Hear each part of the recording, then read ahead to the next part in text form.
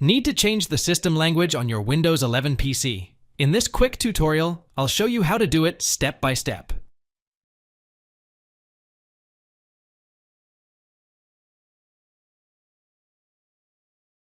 Right-click on the Start button and select Settings. In the Settings menu, choose Time and Language on the left panel.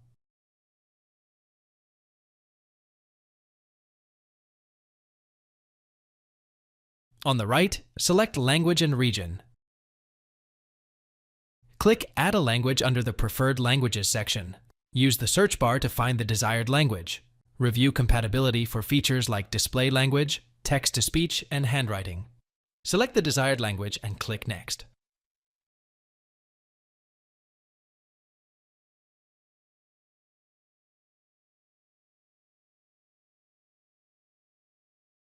Keep the option to set it as the default display language checked if needed.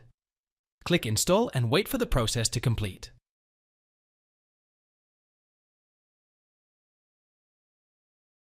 Sign out of your account as prompted. Sign back in to see the new display language applied. Thanks for watching. If it helps, make sure to hit like and subscribe.